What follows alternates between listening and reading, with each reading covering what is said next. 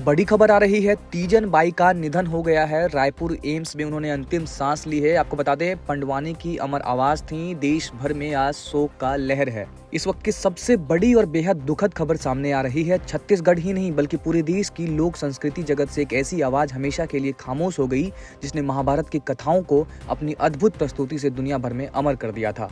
मशहूर पंडवानी गायिका तीजन बाई अब हमारे बीच नहीं रही। लंबे समय से बीमार चल रही तीजन बाई का रायपुर के एम्स अस्पताल में देर रात 3:15 पर निधन हो गया। वह 70 वर्ष की थीं। उनके निधन की खबर सामने आते ही कला जगत, संगीत प्रेमियों और उनके लाखों प्रशंसकों में शोक की लहर दौड़ गई। छत्तीसगढ़ ने अपनी संस्कृति पहचान का एक ऐसा सितारा खो दिया, जिसकी चमक आने वाली पीढ़ियों तक महसूस की जाएगी। तीजन बाई ने अपनी दमदार आवाज, भावपूर्ण अभिनय और अनोखी प्रस्तुति शैली से पंडवानी जैसी लोक कला को सिर्फ गांव और कस्बों तक सीमित नहीं रखा, बल्कि उसे अंतर्राष्ट्रीय मंच तक पहुंचाया। महाभारत की कथाओं को जिस जीवंत अंदाज में उन्होंने मंच पर प्रस्तुत किया, वह उनकी सबसे बड़ी पहचान बन गया।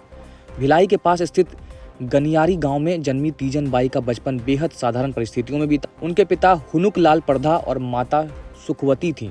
बचपन में अपने नाना ब्रजलाल से सुनी गई महाभारत की कहानियों ने उनके जीवन की दिशा तय कर दी। इन्हीं कथाओं ने आगे चलकर उन्हें पंडवानी की सबसे बड़ी साधिका बनाया। उनकी प्रतिभा को पहचानने वाले गुरु उमेद सिंह देशमुख ने उन्हें सही मार्गदर्शन दिया। महज 13 साल की उम्र में उन्होंने पहली बार सार्वजनिक मंच पर प्रस्तुति दी और इसके बाद सफलता का ऐसा सफर शुरू हुआ जो कभी रुका ही नहीं। उनके जीवन का सबसे बड़ा मोड़ तब आया जब प्रसिद्ध रंगकर्मी हबीब तनवीर ने उनकी प्रस्तुति देखी। इसके बाद तीजन बाई को राष्ट्रीय और अंतर्राष्ट्रीय मंचों पर पहचान मिली। उन्होंने तत्कालीन प्रधानमंत्री इंदिरा गांधी सहित दुनिया की कई बड़ी हस्तियों के सामने अपनी कला का प्रदर्शन किया और हर मंच पर भारत की लोक संस्कृति का गौरव बढ़ाया। भारतीय लोक कला में उनके अमूल्य योगदान को देखते हुए उन्हें देश के सर्वोच्च सम्मानों में सम्मानित किया गया।